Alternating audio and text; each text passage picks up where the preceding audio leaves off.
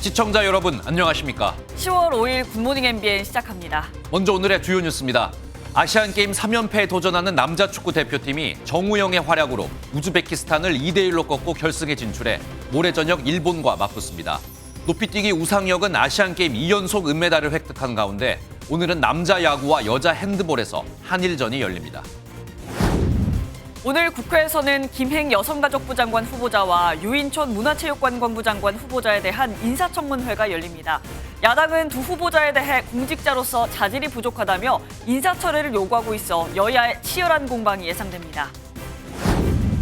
일본 도쿄전력이 후쿠시마 원전 오염수 2차 해양 방류를 오늘부터 시작합니다. 1차 때와 비슷한 양인 약 7,800톤의 오염수가 방류될 예정인데 도쿄전력은 오염수 샘플에서 삼중수소 농도가 기준치 이하로 검출됐다며 방류에 문제가 없다고 밝혔습니다. 한덕수 국무총리가 포털사이트 다음에 항저우 아시안게임 응원 페이지 여론조작 의혹과 관련해 법무처 태스크포스 구성을 지시했습니다.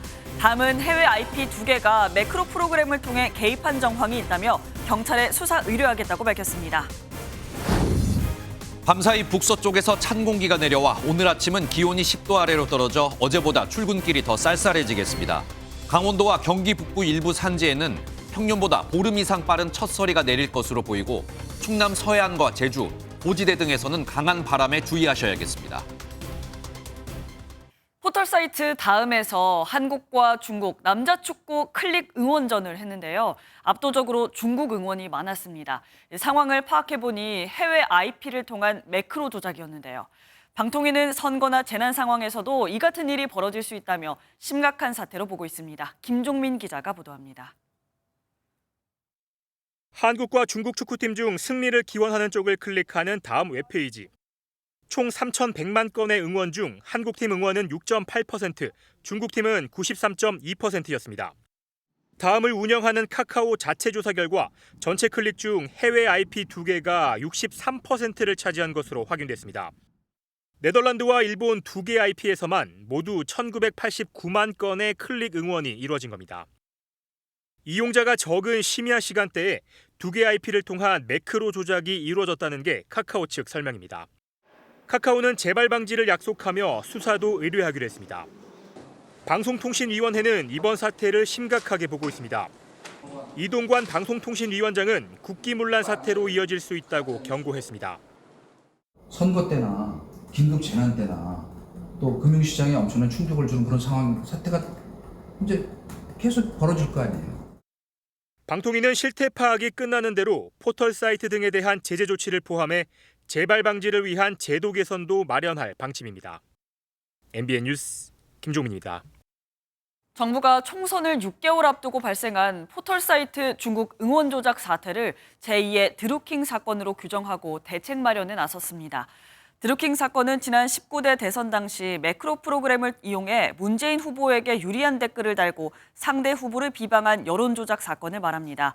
한덕수 국무총리는 매크로 기술을 동반해 선거나 긴급재난 시 충격을 주면 큰일이라며 재발 방지책 마련을 위한 법무처 태스크포스 구성을 긴급 지시했습니다. 이에 대해 민주당은 스포츠 경기에서 발생한 일로 여론 조작을 운운하는 건 호들갑이라며 포털을 검열하고 통제하려는 속셈이라고 주장했습니다. 오늘 국회에서는 유인촌 문화체육부, 김행 여성가족부 장관 후보자에 대한 인사청문회가 동시에 열립니다. 후보자 적격성을 둘러싼 여야의 첨예한 입장 차이로 진통이 예상됩니다. 권용범 기자가 보도합니다. 국회 문화체육관광위원회와 여성가족위원회는 오늘 오전 유인촌 김행 장관 후보자 인사청문회를 개최합니다. 두 후보자를 부적격 인사로 규정한 더불어민주당은 친명계 원내지도부 재편 뒤 첫 여야 힘겨루기에서 공세를 예고했습니다. 먼저 이명박 정부 문체부 장관을 지냈던 유 후보자의 문화계 블랙리스트 관여 의혹과 과거 취재진 욕설을 집중 추궁할 계획입니다. 청문회 일정 단독 의결로 무산 가능성이 거론됐던 김 후보자의 청문회는 여야 원내대표 회동으로 파행은 피했습니다. 김 후보자 청문회의 쟁점은 주식 임시 위탁 의혹과 DC인사이드발 주가 조작 사건입니다. 김 후보자는 회사 주식을 처분하는 과정에서 소유한 지분을 신우이에게 팔았다가 다시 사들였다는 의혹을 받고 있습니다. 지금껏 드러난 행적을 보면 김행 후보자는 청문회 대상이 아니라 수사 대상입니다. 이런 가운데 신원식 국방부 장관 후보자 인사청문 경과 보고서는 채택 시한을 넘기면서 결국 무산됐습니다.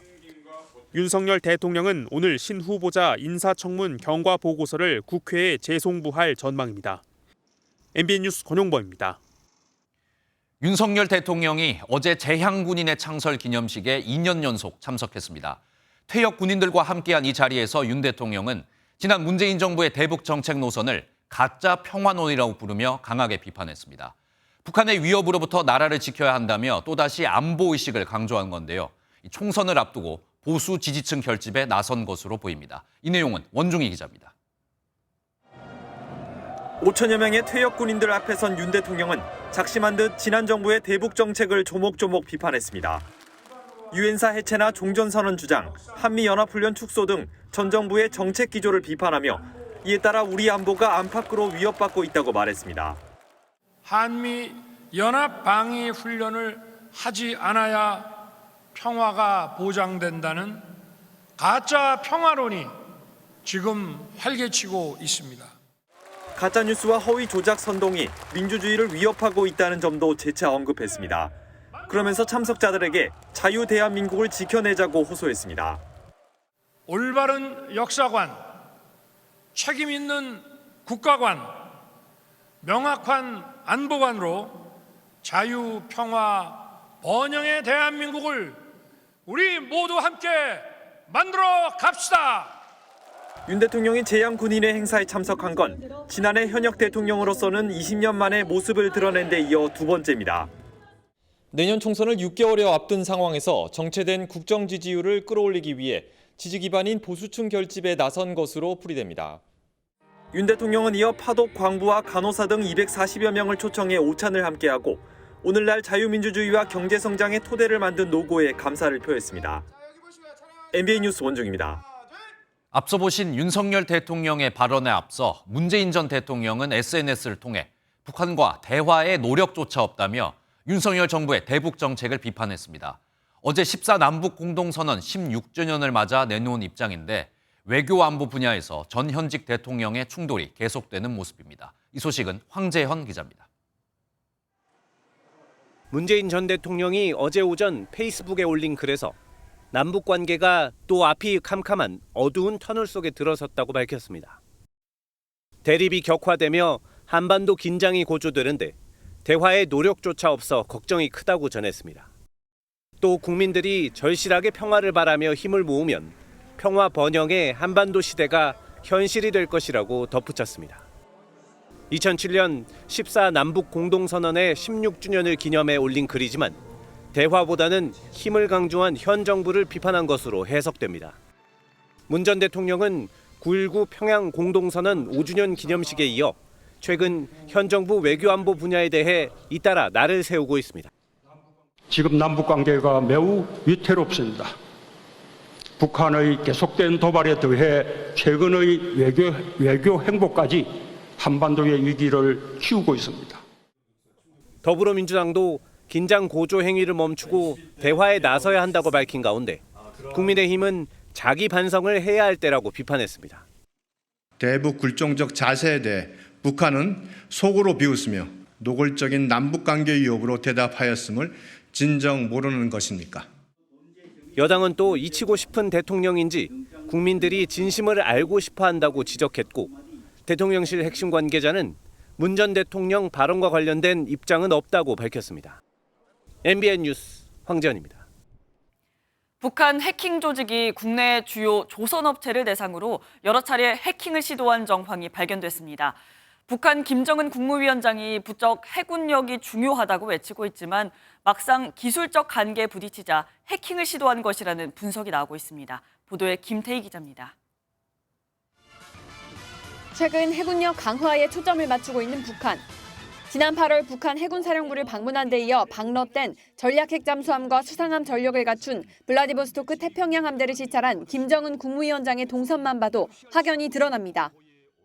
일거의 기존 잠수함들이 핵 잠수함화를 실현하여야 할 것입니다. 이와 함께서 핵 추진 잠수함 건조에 더 큰 박차를 가하여 그러나 북한이 공개한 전술핵 공격 잠수함은 운용이 불가능할 정도의 수준이라는 게 일반적인 평가입니다. 국정원은 북한이 기술 개발 한계에 부딪히자 최근 우리 조선업체를 대상으로 집중적인 해킹 공격을 벌이고 있다고 밝혔습니다. 지난 8월에서 9월 사이 북한 해킹 조직이 국내 유수의 조선업체들을 상대로 한 공격 시도를 여러 건 포착했다는 겁니다. 국정원은 특히 김정은의 중대형 군함 건조 지시 때문으로 파악하고 있습니다. 북한은 조선 산업이 굉장히 낙후되어 있기 때문에 해군력에 기반이 되는 대형 함선이라든지 잠수함도 많습니다.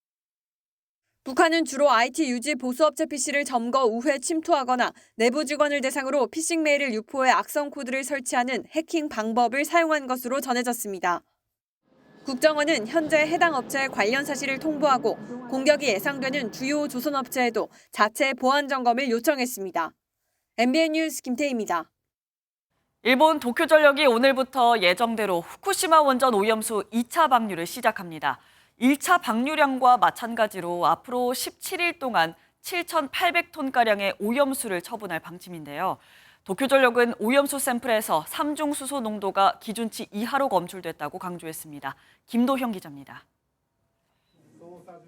일본 도쿄전력이 오늘 오전 10시 반부터 후쿠시마 앞바다에 2차 방류를 시작합니다. 지난달 1차 방류를 마친 뒤 약 한 달 만입니다. 알프스処理水の海洋放出について第1回分約7800立方メートルの放出が本日に完了したことは承知しています。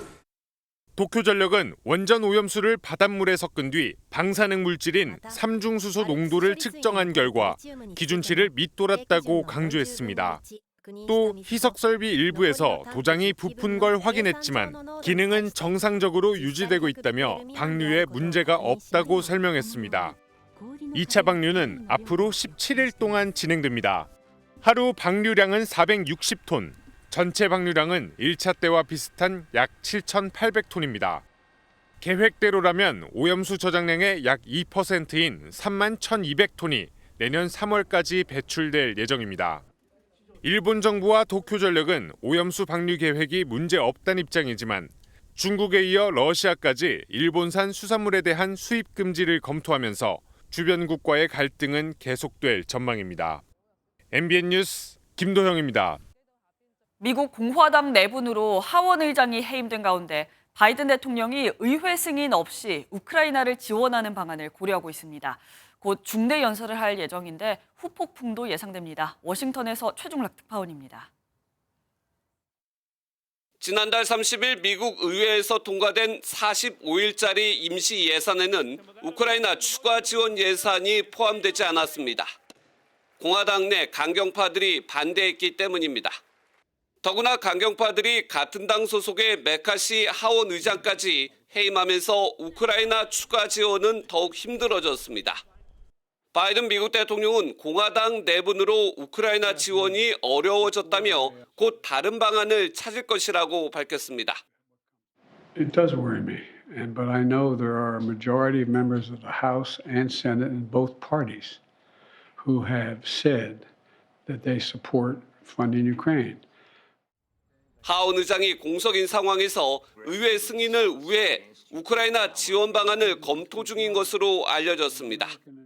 구체적인 내용은 거론하지 않았지만 바이든 대통령은 우크라이나 지원을 곧 발표할 예정입니다. 이런 가운데 미국 정부는 당장 우크라이나 어려운 상황을 고려해 압수한 이란 탄약 110만 발 이상을 우크라이나 군에 제공했습니다. 일각에서는 바이든 대통령이 의회 승인 없이 우크라이나를 지원할 경우 전황이 어려워지면 그 책임에 직면할 수 있다고 분석했습니다. 워싱턴에서 MBN 뉴스 최중락입니다. 목요일인 오늘 전국의 하늘은 맑게 드러나겠지만 종일 찬바람이 강하게 불며 쌀쌀하겠습니다. 올가을 들어 가장 낮은 기온을 기록하는 곳이 많겠는데요. 날씨 알아보겠습니다. 김다영 기상캐스터 자세한 날씨 전해주시죠. 네, 오늘 출근하실 때 겉옷을 꼭 챙기셔야겠습니다. 밤사이 북서쪽에서 찬 공기가 밀려들면서 아침 공기가 부쩍 차가워졌는데요. 현재 서울의 기온 10.2도, 충주는 7.4도로 중부지방을 중심으로 어제보다 4도 정도 낮고요. 대관령 등 강원 산지는 3도 안팎까지 떨어져 있습니다. 이렇게 산간 지역은 기온이 크게 떨어지면서 서리가 내리고 물이 어는 곳이 있겠습니다. 오늘은 낮에도 찬바람이 불며 종일을 쌀쌀하겠습니다. 서울의 낮 기온 19도 선에 그치겠고요. 추위는 내일까지 이어지다가 주말부터는 다시 평년 수준의 가을 날씨를 되찾겠습니다.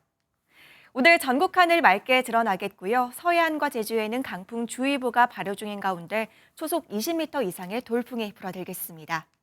지역별 현재 기온 보겠습니다. 춘천 6.7도, 안동은 11.1도까지 떨어져 있고요.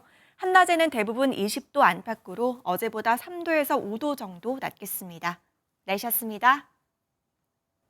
오늘 하루 중요한 일정을 소개해드리는 굿모닝 오늘입니다. 어떤 일정이 있는지 함께 살펴보겠습니다. 국회에서 김행 여성가족부 장관 후보자와 유인촌 문화체육관광부 장관 후보자에 대한 인사청문회가 열립니다.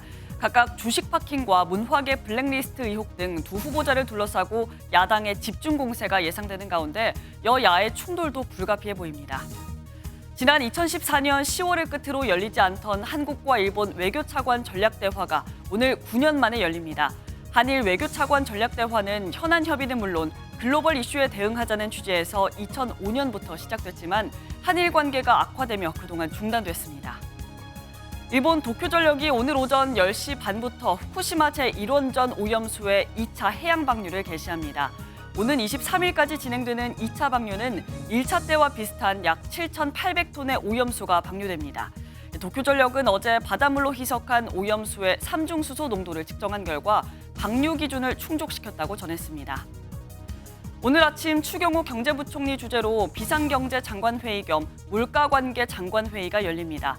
최근 상승세인 국제유가와 맞물려 고금리, 고환율, 고유가, 이른바 3고가 우리 경제에 타격을 줄 수 있다는 우려가 나오면서 관련 대책이 논의될 전망입니다. 우리 경제의 주력인 반도체 생산이 13개월 만에 반등하고 지난달 수출은 10개월 만에 최고 실적을 냈습니다. 외국인들의 직접 투자액도 역대 최고를 기록했습니다. 정부는 조심스럽지만 경기가 반등하는 조짐이라고 판단하고 있습니다. 하지만 금융시장과 실물 경기는 그렇지가 않습니다.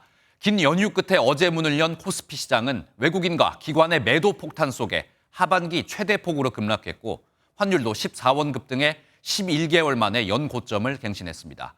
고금리와 고물가 그리고 고유가 이 3고 파도가 여전히 드센 모양새입니다. 먼저 최은미 기자가 보도합니다.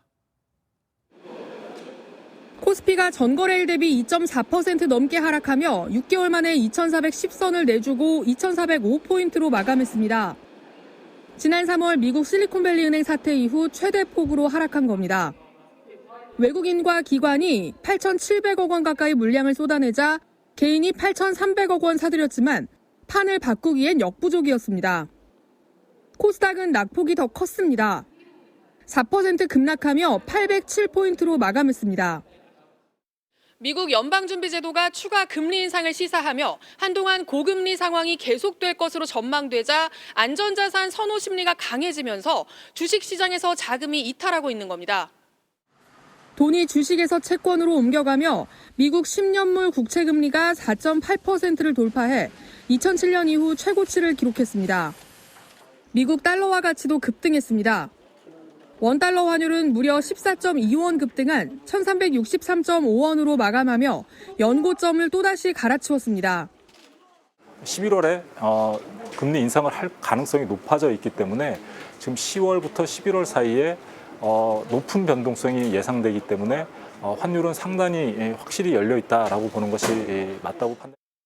반도체가 살아날 조짐을 보이고 있지만 고금리와 고물가의 파고가 워낙 커 하반기 경기 회복을 속단하기는 어렵다는 주장에 힘이 실리고 있습니다. MBN 뉴스 최은미입니다. 금융시장뿐 아니라 실물 경기에서도 고금리, 고물가의 충격은 점점 더 강해지고 있습니다. 특히 자영업자들은 이제 빚을 내 버티는 것도 한계에 다다르고 있습니다. 올해 자영업자 대출 잔액은 벌써 역대 최고치를 기록했고 이 대출을 허용해준 금융기관의 연체율도 빠르게 올라가고 있습니다. 이어서 박규원 기자가 보도합니다. 2019년부터 용산구에서 PC방을 운영해온 이방술 씨. 코로나19 엔데믹으로 숨통이 트이나 했더니 이제는 고금리 고물가로 인한 경기 침체가 발목을 잡습니다. 금리가 3.5%였던 것이 지금 현재 2배가 오른 7%대로 인건비와 전기세가 같이 올라서 많이 힘든 부분이 있습니다. 고금리 상황에 불황이 겹치면서 대출금 상환에 어려움을 겪는 자영업자들이 급증하고 있습니다. 올해 2분기 말 기준 자영업자 대출액은 1,043조 원으로 역대 최대 기록을 경신했습니다. 이 가운데 못 갚는 대출은 역대 최대인 7조 3천억 원에 달하고 연체율도 8년 9개월 만에 최고치를 기록했습니다. 특히 저축은행을 포함한 2금융권 연체율이 석 달 사이 0.37%포인트나 올랐습니다. 자영업자 대출 가운데 70% 이상이 3곳 이상의 금융기관에서 대출을 받은 다중채무여서 제때 상환이 막막한 실정입니다. 다중채무자를 중심으로 한 상황 악화가 심각하게 진행되고 있는 상황이어서 이후 경기 회복에 제약 조건으로 작동할 것으로 생각됩니다. 당장은 금융기관들이 대출 상환 유예를 계속 연장해주고 있지만 경기 침체가 지속돼 본격적인 회수에 나서면 더 이상 버티지 못하는 자영업자들이 속출할 것이라는 우려가 커지고 있습니다. MBN 뉴스 박규원입니다.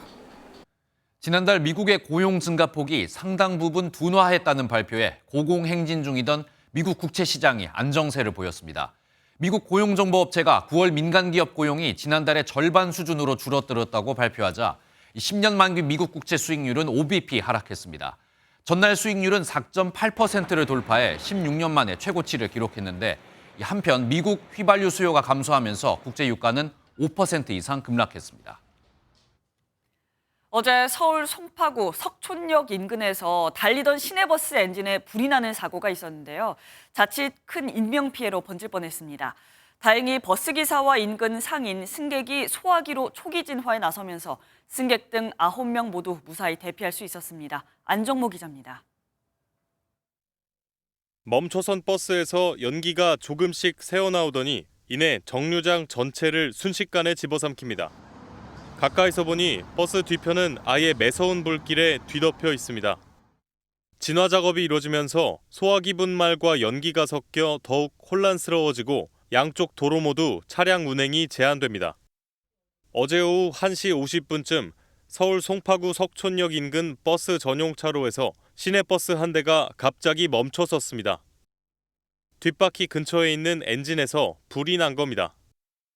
1, 2분 있다가 큰 불이 났었어요. 큰 불이 나니까 이제 사람들이 와서 소화기를 들고 와서 불을 끄는 그런 상황이었어요.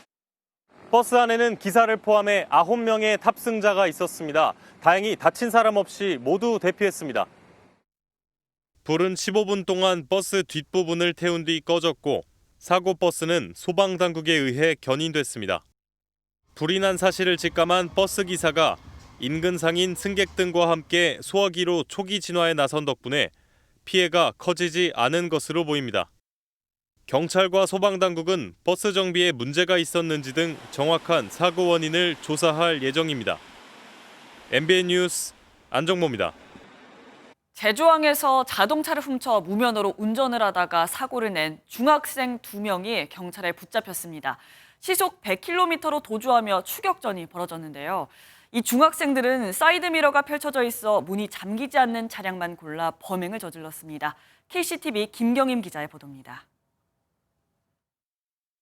늦은 밤 순찰차가 신호대기 중이던 하얀 SUV 차량에 다가갑니다.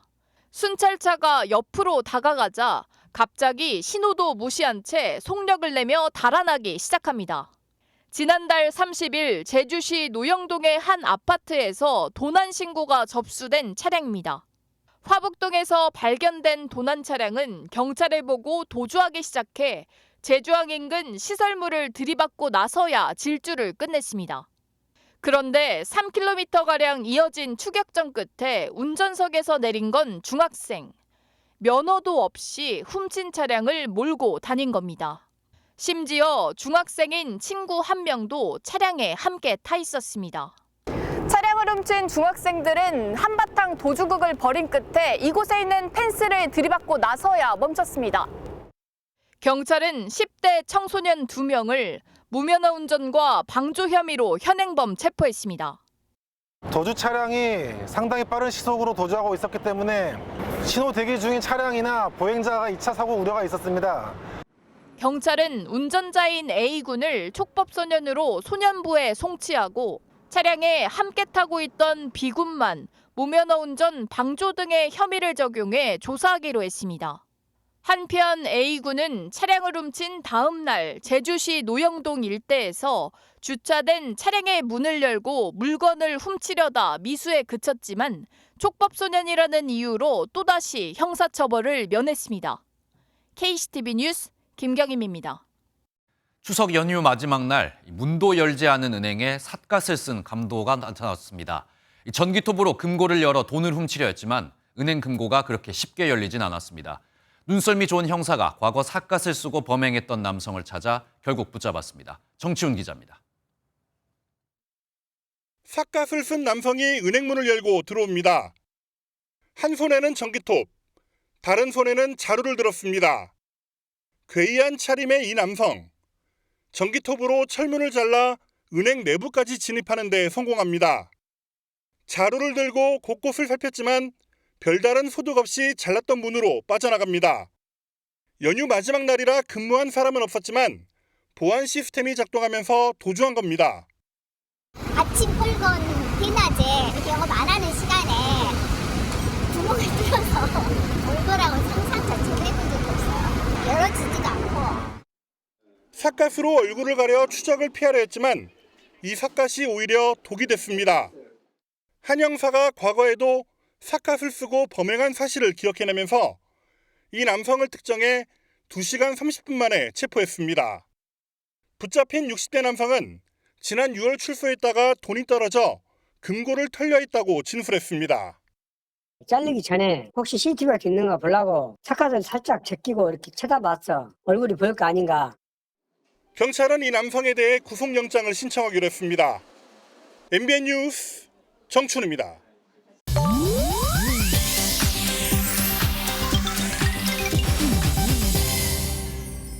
인터넷에서 화제가 되고 있는 소식들을 모아 전해드리는 인터넷 와글와글입니다.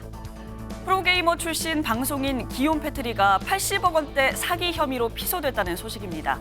어제 서울 서초경찰서는 지난 7월부터 기욤 패트리를 포함한 NFT, 대체 불가능 토큰 사업 관계자들을 사기 혐의로 입건해 조사하고 있다고 전했는데요. 기욤 패트리는 지난해 2월부터 자신이 프로게이머 출신인 점을 내세우며 NFT 프로젝트 메타 어드벤처에서 개발 중인 게임을 홍보해왔습니다. 하지만 게임이 실제로 출시가 되지 않자 60여 명의 투자자들이 80억 원대 피해를 봤다며 고소를 한 건데요. 현재 고소인 조사를 마친 상황으로 추가 증거를 확보한 뒤 피고소인 조사를 진행할 계획으로 전해졌습니다. 캐나다인의 기욤은 프로게이머 은퇴 후 예능 프로그램에서 얼굴을 알리면서 각종 프로그램에 출연해왔습니다. 미국 뉴저지주에서는 한 남성이 차를 몰고 경찰서로 돌진해 내부를 박살냈습니다. 지난달 20일 인디펜던스 타운십 경찰서 본부에서 발생한 사고 영상입니다. 갑자기 차량 한 대가 벽을 뚫고 들어오고 2명의 경찰관이 나옵니다. 차량을 몬 남성은 검지를 펴고 양손을 번쩍 들어올리며 운전석에서 나오는데요. 경찰에 따르면 그는 당시 록밴드 건지앤로지스의 노래 웰컴 투 더 정글을 틀어놨는데 마치 사고를 기념한다는 것 같았다고요. 경찰은 이 운전자가 1년 전 한 여성이 자신에게 최면을 걸었다고 경찰에 신고했지만 사건 처리 결과에 불만을 가져 분풀이 범죄를 계획한 것으로 보고 있다고 합니다. 현장에서 체포된 그는 최대 종신형인 1급 테러 혐의 등으로 구금됐다네요. 육중한 몸으로 쿵쿵 땅을 밟으며 격투를 벌이는 일본 전통 스포츠 스모. 그런데 일본 스모협회가 선수 체격 기준을 내년 1월부터 폐지한다고 합니다. 저출산으로 최근 선수가 줄어들자 체구가 작은 지망생도 선수 자격을 주겠다는 건데요. 실제로 정식 스모 선수가 되려면 신장 167cm 이상, 체중은 67kg 이상이어야 되는데 부족한 체중을 늘리려고 머리에 실리콘을 바르거나 체중계에서 몸을 흔드는 등 부정한 방법을 쓰는 학생들도 적지 않다고요. 1992년 223명이었던 체격 기준 합격자도 지난해 61명으로 줄었다는데 조만간 일본에서 날씬한 스모 선수를 볼지도 모르겠네요. 인터넷 와글와글이었습니다. 유명 입시 학원과 학원 강사들이 현직 교사들에게 거액을 주고 이른바 킬러 문항을 거래한 혐의로 경찰 수사를 받게 됐습니다. 교육부가 지난달 수사 의뢰한 사교육 업체 21곳 중에는 빅3로 불리는 대형 입시 학원과 일타 강사로 알려진 유명 학원 강사들이 포함된 것으로 확인됐습니다. 한편 공정거래위원회도 교재 집필진 경력을 허위로 표시하는 등 과장 광고를 한 사교육업체 9곳을 적발해 제재에 착수했습니다. 우리나라 농식품을 수출을 지원하는 NH 농협무역이라는 곳이 있습니다. 농협무역은 중국에 김을 수출하겠다는 한 업체에 6년 동안 1,300억 원이 넘는 수출 대형 사업을 해줬는데 최근 152억 원을 떼었습니다. 조사 결과 업체가 낸 서류가 조작된 것으로 드러났습니다. 수수료를 받는데 눈이 멀어 사업 관리 감독을 제대로 하지 않았다는 비판이 나옵니다. 정태진 기자가 단독 보도합니다. 지난 2016년 NH농협무역은 한 제조업체로부터 중국에 김을 수출하는 데 필요한 대행 사업을 해달라는 제안을 받습니다. 중국에 판매선이 있다는 업체 설명에 2016년 200만 달러를 시작으로 매년 규모는 크게 늘어났습니다. 6년간 대행 사업의 규모는 1,356억 원. 농협무역은 수출액의 3%를 수수료로 받았습니다. 문제가 없어 보였던 사업은 2021년 152억 원의 미수금이 생기면서 실체가 드러났습니다. 실제로 김 수출은 이루어지지 않았거나 부풀려졌고 통관사 명의의 서류는 대부분 위조된 것으로 밝혀졌습니다. 업체 관계자는 중국에 도피했다가 지난 5월 검거된 뒤 송환돼 사기 혐의로 재판을 받고 있습니다. 농협무역 측은 처음부터 사기 목적으로 조작해 알아채기 어려웠다고 해명했습니다. 그쪽에서 철저하게 준비를 했기 때문에 저희한테 보여주는 거하고 실제로 나가는 거하고 틀리게 한다거나. 하지만 수수료를 떼는 단순 실적을 올리는데 급급해 1,000억대 수출 대행 사업을 벌이면서 제대로 된 실사조차 하지 않았다는 비판은 피하기 어려워 보입니다. 농식품 수출을 선도하는 전문 무역 상사라는 소개가 무색합니다. 제대로 된 관리 감독 없이 방치한 거라고 생각할 수 있는데요.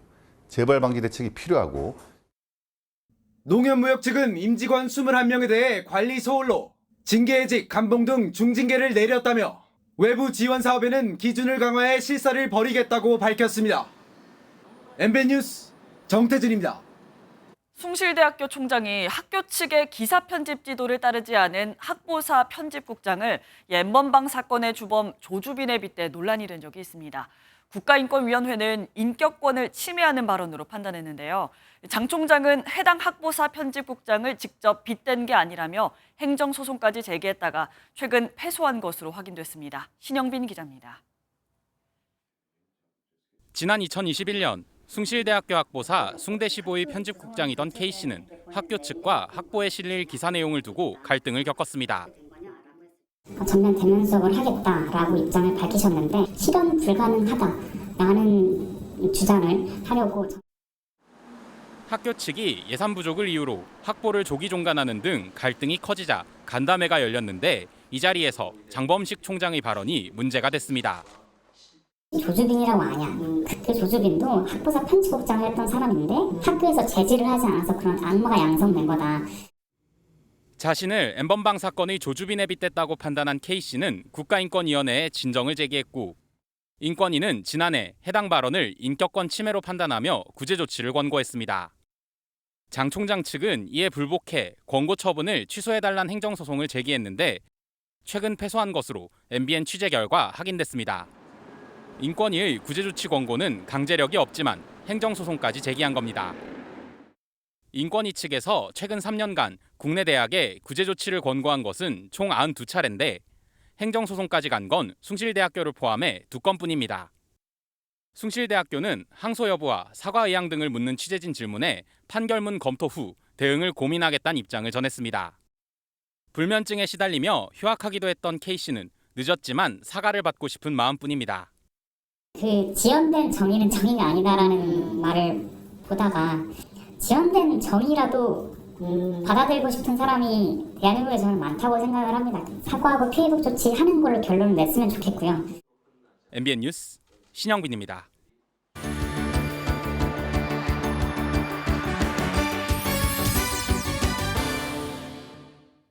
굿모닝 월드입니다. 우리에게는 개천절이었던 지난 3일 브라질 리우는 특별한 뜻을 담은 이 핑크빛으로 물들었습니다. 지구촌 곳곳에서 10월 한 달간 같은 취지의 캠페인이 열린다고 하는데요. 어떤 사연일까요? 브라질 리우데자네이루의 구세주 그리스도상이 온통 분홍빛에 둘러싸였습니다. 그 앞에 촛불을 들고선 한 무리의 여성들. 노래하고 춤추는 이들의 얼굴에 행복한 미소가 가득한데요. 바로 유방암 인식의 달 10월의 시작을 기념하기 위해 모인 사람들입니다. 실제 유방암 환우들과 활동가들로 구성된 이들은 그 어느 때보다 밝은 모습으로 모두의 쾌유를 염원했는데요. 매년 10월 세계 각지에서 이 같은 취지의 캠페인이 벌어진다고 합니다. 핑크빛 기도에 힘입어 모든 암 환자들이 아픔과 이별하는 날이 오길 기원합니다. 선수들의 잇단 선전으로 우리를 즐겁게 했던 아시안 게임이 폐막을 앞두고 있습니다. 그리고 바다 건너 아메리카의 대제전이 그 바통을 이어받을 예정인데요. 개막을 앞두고 성화봉송 릴레이가 시작됐습니다. 한 손에 횃불을 든 채 호기로운 함성을 내뱉는 칠레 원주민. 스치듯 지나간 모아이 석상, 이곳이 어딘지 짐작이 가죠. 4년마다 열리는 팬 아메리칸 게임의 성화가 개최국 칠레 이스터 섬에 도착했습니다. 팬 아메리칸 게임은 아메리카 대륙 전체의 종합 스포츠 대회인데요. 전 대회 주최국인 멕시코에서 출발해 칠레에 도착한 성화는 3개의 횃불로 나뉘어 전국을 누비게 되는데요. 오는 20일까지 이스터 섬을 포함한 총 20개 도시를 거쳐 개막식을 화려하게 밝힐 예정입니다. 또 어떤 기록과 볼거리가 쏟아질까요?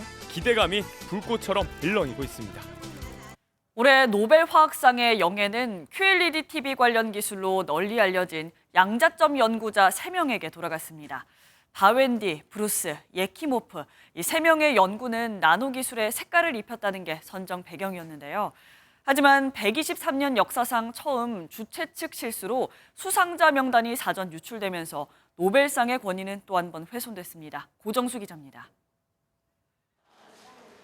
스웨덴 왕립과학원 노벨위원회는 올해 노벨 화학상 수상자로 양자점을 개발해 디스플레이 분야의 혁신을 이끈 화학자 3인을 선정했습니다. 바웬디 미 MIT 교수와 브루스 미 컬럼비아대 교수, 예키모프 미 나노크리스털 테크놀로지 박사입니다. These achievements represent an important milestone in nanotechnology, and today there are numerous applications of quantum dots ranging from QLED screens to imaging in biochemistry and medicine and much more. 수백에서 수천 개의 원자로 이뤄진 양자점은 수십 나노미터 수준에서 크기에 따라 방출하는 색이 달라집니다. 이들의 연구는 그 효과를 입증하고 상용화의 기초를 닦아 나노 기술에 색을 입혔다는 평가를 받았습니다. 그런데 수상자 명단이 공식 발표 몇 시간 전 스웨덴 매체에 보도되며 사전 유출됐습니다. 스웨덴 왕립과학원은 유출 직후 수상자가 아직 결정되지 않았다는 입장을 밝힌 것으로 전해졌지만 결과는 같았던 겁니다. We deeply regret what happened for sure. There was a press release sent out for us for still unknown reasons. 2018년에도 노벨 문학상 선정위원이 수상자 명단을 사전 유출했다는 의혹이 있었고 수상 주체가 실수로 명단을 사전 유출한 이 같은 경우는 123년 노벨상 역사에서 처음으로 알려졌습니다. MBN 뉴스 고정수입니다. 아시아 최대 영화축제 부산국제영화제가 진통 끝에 어제 개막했습니다. 공석인 지도부 대신 배우 송강호 씨가 손님 맞이에 나섰고 주윤발 등 국내외 영화계 별들이 총출동했습니다. 정설민 기자가 보도합니다. 개막식 최초로 단독 사회를 맡은 배우 박은빈이 레드카펫에 등장합니다. 한효주와 임수정, 유승호, 안재홍 등 영화계 스타들이 총출동한 가운데 아시아 최대 영화축제가 막을 올렸습니다. 지난 5월 인사 문제로 내홍을 겪고 지도부 없이 치르게 된 행사에 배우 송강호가 호스트로 나서 국내외 손님을 맞았습니다. 딱 1분에 다 티켓 다 떨어졌어요. 친구를 통해 구매했어요. 근데 가격이 일반 가격보다 좀 더 비싸요. 올해 영화제의 주인공은 단연 14년 만에 한국을 찾은 홍콩 배우 주윤발. 아시아 영화인상을 받게 된 그는 대표작 영웅 본색과 와우 장룡을 비롯해 신작 원모어 찬스로 관객을 만납니다. 선택과 집중을 통해 어느 해보다 내실을 기했습니다. 영화제의 본질에 집중해 부산국제영화제의 저력을 보여드리겠습니다. 세계적인 거장 레옹의 릭 배송, 러브레터의 이와이 슌지 감독의 신작도 선보이고 4년 전 세상을 떠난 가수 겸 배우 설리의 마지막 인터뷰도 처음으로 공개됩니다. 개막작 한국이 싫어서를 시작으로 열흘 동안 269편의 영화가 이곳 영화의 도시 부산에서 관객을 만날 예정입니다. MBN 뉴스 정사이민입니다. 국민의힘 윤두현 의원실과 한국방송학회가 어제 주최한 토론회에서 민영방송 사업자에 대한 재허가, 재승인 제도를 개선해야 한다는 주장이 나왔습니다. 전문가들은 특히 급변하는 미디어 환경 변화에 맞춰 방송 사업자 재허가, 재승인 제도를 매체별로 차별화하고 부대 조건을 남발해 방송사 경영에 과도하게 개입하는 부작용도 막아야 한다고 지적했습니다. 오늘 출근하실 때 겉옷을 꼭 챙기셔야겠습니다. 밤사이 북서쪽에서 찬 공기가 밀려들면서 아침 공기가 부쩍 차가워졌는데요. 현재 서울의 기온 10도, 충주는 7.2도로 어제보다 4도 정도 낮고요. 대관령 등 강원 산지는 3도 안팎까지 떨어져 있습니다. 이렇게 산간 지역은 기온이 크게 떨어지면서 서리가 내리고 물이 어는 곳이 있겠습니다. 오늘은 낮에도 찬바람이 불며 종일 쌀쌀하겠습니다. 서울의 낮 기온 19도 선에 그치겠고요. 추위는 내일까지 이어지다가 주말부터는 다시 평년 수준의 가을 날씨를 되찾겠습니다. 현재 서해안과 충남 북부 내륙, 일부 전남 해안과 제주에는 강풍주의보가 발효 중입니다. 오늘 이들 지역은 초속 20m 이상의 돌풍이 예상돼 시설물 관리와 안전사고에 각별히 유의하셔야겠습니다. 오늘 중부지방 하늘은 종일 맑겠고요. 남부지방은 구름 많다가 오전부터 맑은 하늘 드러나겠습니다. 제주도는 아침까지 빗방울이 떨어지는 곳이 있겠습니다. 지역별 현재 기온 보겠습니다. 춘천 6.3도, 대전 11.5도 등 중부지방을 중심으로 10도 안팎까지 떨어져 있고요. 낮 기온은 대부분 20도 안팎으로 어제보다 3도에서 5도 정도 낮겠습니다. 당분간 내륙 하늘은 가끔 구름만 지날 뿐 별다른 비 소식 없겠고요. 주말에는 강원 영동과 남해안, 제주에 비가 내리겠습니다. 날씨였습니다. 목요일 아침 굿모닝 MBN 마치겠습니다. 함께해 주신 여러분 고맙습니다.